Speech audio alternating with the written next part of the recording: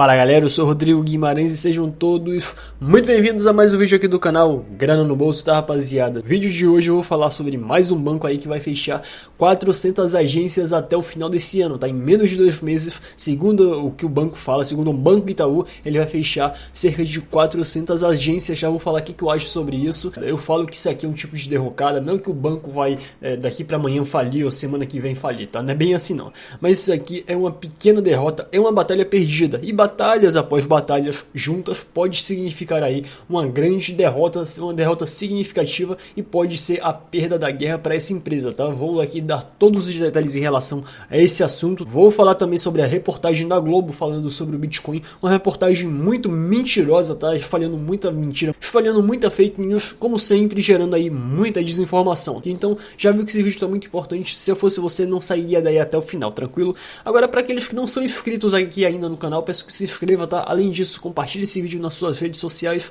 dá o like e ative esse sino de notificação, beleza? Caso você queira trocar alguma ideia comigo ou receber notificação pelo WhatsApp, é só você adicionar esse número que tá passando embaixo da sua tela, os seus contatos, e me mandar um oi, tranquilo? Recado dado, agora vamos comentar aqui em relação à situação do Banco Itaú, que também tá seguindo a mesma linha do Bradesco, e não é somente o Itaú e o Bradesco, o Banco do Brasil também parece que tá caminhando na mesma linha, tá fechando agências aí, tá demitindo funcionário, porque de fato a coisa não tá boa aí para esses bancos que têm estruturas ali antiquadas, tradicionais de se operar, tá? E agora os bancos digitais estão vindo aí com tudo, com concorrência, e também o próprio Bitcoin, que ainda tá, não significa aí grande risco para esses bancos, mas já tá começando a fazer um medinho aí nessa rapaziada, nessa galera, e eles já estão começando a ficar de olhos abertos, tá? Mas o seguinte, eles ficam com medo da concorrência, e que isso aí é completamente normal, mas uma pessoa que de fato tem medo da concorrência, o que ela vai fazer para passar a concorrência? Vai melhorar os serviços, vai tentar melhorar ali a produtividade, a otimização dos processos, e os bancos não estão fazendo isso, tá? Porque a gente está vendo aí um tipo de processo muito tímido ainda quando se fala de adoção de blockchain. O Itaú já falou que está trabalhando com blockchain, só que não citou sobre quais áreas do banco estaria trabalhando com blockchain, qual seria o tipo de blockchain, tá? Então tá ainda muito nebuloso, está tudo ainda muito no início. Outros bancos também não estão trabalhando ainda com blockchain, e todos eles não miram ainda para as criptomoedas. Veem as criptomoedas como concorrentes, quando alguns bancos lá fora do país já estão vendo criptomoedas como um tipo de um complemento aos bancos, ao serviço dos bancos, e não algo concorrente, tá? Então, por causa dessa mentalidade baixa e antiga ainda, né, de não se atualizar, é que os bancos vão perder muito, tá? E assim, claro que algumas pessoas falam, mas Rodrigo, isso aqui é um tipo de reorganização da empresa, cara. Eles não estão aqui sofrendo nenhum tipo de dano com isso.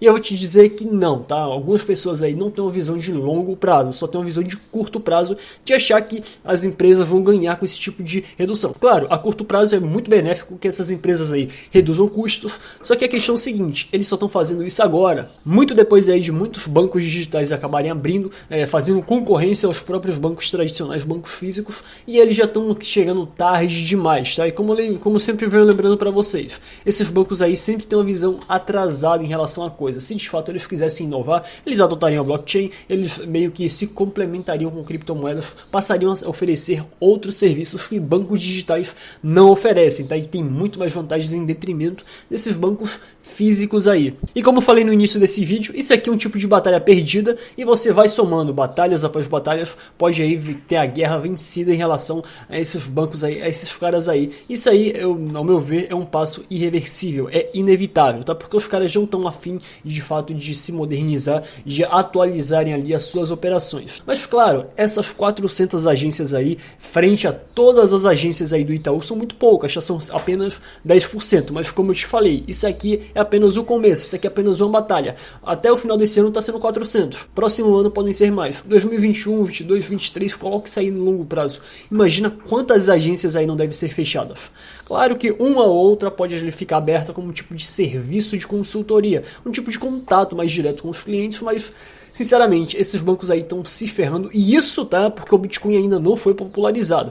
Quando o Bitcoin se popularizar, quando as pessoas se derem conta da privacidade, da comodidade que o Bitcoin oferece, meu amigo, não vai ter banco digital, não vai ter banco físico. Os que mais vão se ferrar aqui vão ser banco físico. Os digitais podem meio que tentar competir com o Bitcoin, mas também vão ficar atrasados aí ao longo do tempo, e os físicos aí vão se ferrar, vão ficar apenas ali como tipo de ponto de consultoria. Mas enfim, saindo desse assunto aqui, vamos falar da matéria aqui, divulgada pela Globo, né, feita pela Globo, entrevista ali um professor da USP, sempre essa palhaçada de especialista da USP.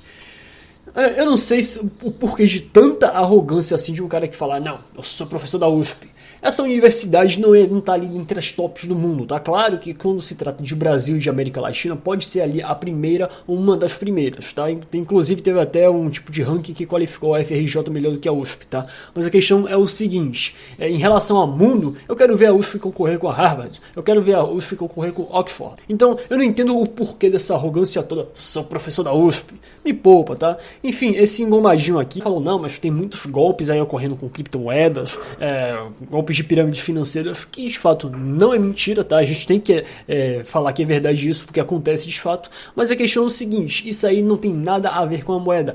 Pirâmides financeiras aconteciam bem antes do Bitcoin. Claro que pode ter aí havido um certo tipo de aumento, sim, claro, mas a questão é o seguinte, a pirâmide financeira não foi inventada aí com o Bitcoin, não foi inventada com as criptomoedas. Se fosse um tipo de evento, se fosse um tipo de acontecimento que envolvesse somente criptomoedas, aí não, eu poderia meio que até meio que dar o braço a torcer pro cara. Mas nesse caso aí, o cara tá se utilizando aí de um tipo de argumento mau caráter para tentar denegrir as criptomoedas. E também foram citados casos criminosos envolvendo o Bitcoin, como por exemplo ali a prefeitura de Barrinha, que teve ali o site da prefeitura invadido e hackers pediram ali meio que uma quantia em Bitcoins. O Porto de Fortaleza também passou pelo mesmo processo. Isso aqui também não acontece só aqui no Brasil, tá? Isso é no mundo inteiro, mas isso aí não é algo proveniente do Bitcoin. Isso aí vem da própria tecnologia em si. A partir do momento que a tecnologia avança, a partir do momento que temos aí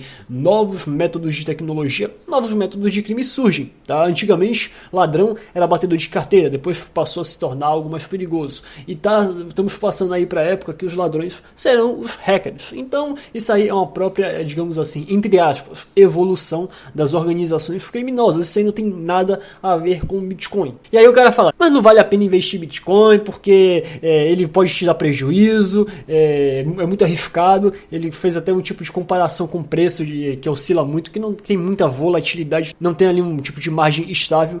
Mas olha só, esse tipo de argumento foi também utilizado por outro professor da USP. Por que será, né? Sempre professor da USP. Em 2012, em rede nacional, tá, pela Record News, o cara foi entrevistado ali, o babaca falou tanta merda, falou tanta asneira. Naquela época o Bitcoin era muito menos conhecido, não havia nem defesa, poucas pessoas defendiam o Bitcoin. Naquela época o Bitcoin valia cerca de 23 e poucos reais a unidade. R$23,59 para você ter ideia, tá? Hoje vale quase 37 mil reais. Naquela época aquele babaca falou que não era vantajoso comprar Bitcoin, que as pessoas não deviam comprar Bitcoin, tá? E aí, será que quem ouviu aquele cara naquela época e vê hoje esse tipo de reportagem, será que o cara não tá arrependido? Porque sinceramente, se o cara naquela época tivesse disposto a comprar Bitcoin e não compra por causa de uma declaração dessa, hoje ele deve estar aí amargamente arrependido, tá? E aí eu te falo, faço esse mesmo tipo de comparação aqui.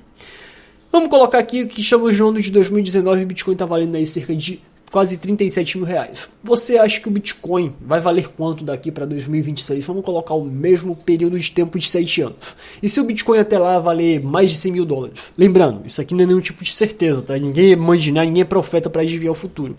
Mas tendo em vista a tendência que se deu de valorização desde os primórdios do Bitcoin até aqui, você pode prospectar aí uma alta nos próximos anos, até também tendo em vista aí alguns fundamentos. Então quem ficar ouvindo o conselho desse engomadinho aqui, esse conselho aqui completamente imbecil, mentiroso, tá, com vistas aí a tentar denegrir o Bitcoin, pode aí meio que se ferrar futuramente, tá, perder valorização. Claro que eu não digo que você tem que vender carro, casa para colocar em Bitcoin, tá? Não é bem assim que a coisa funciona, você tem que entrar do jeito certo, tá tendo aí um tipo de acompanhamento, mas você fazendo tudo certo, tudo correto, sem amadorismo e sem cair nesses golpes aí fraudulentos de pirâmide financeira que a gente sempre vem alertando aqui, você tem uma grande chance aí de ganhar dinheiro, tá? Então, eu acho que a pessoa não deve ser nem 8 ou nem 80, a pessoa não deve nem cair nesse discurso fantasioso, mentiroso desses piramideiros que falam que tudo vai ser maravilhoso, que o céu é muito próximo, que não é assim, mas também não ficar caindo aí na lábia desses arrogantes aqui, que esses caras aí não estão preocupados se você vai perder valorização não, é simplesmente eles querem ganhar público e sair na imprensa e se aparecer, é isso que eles querem. E um tipo de declaração que foi dada pela Rede Globo, tá? É claro que não foi a empresa Globo em si, foi uma afiliada da Globo, a EPTV, ali no interior de São Paulo, que falou que Bitcoin não é rastreável. Vou até abrir aspas aqui para o que ele falou, tá? Abro aspas. Não tem como rastrear, né? É uma grande quantidade de Bitcoin, mas que acaba sendo mal utilizada pelo mercado, por criminosos em fraudes e hacks. É uma questão que não tem como rastrear. Fecho aspas. Isso aí é uma informação mentirosa, é fake news, isso não existe, tá? Bitcoin, diferentemente de outras moedas que são voltadas 100% para a privacidade, ela pode ser rastreada sim, é tanto que houve ali o roubo daqueles Bitcoins da Binance e foram ali descobertos para onde aquela quantia foi.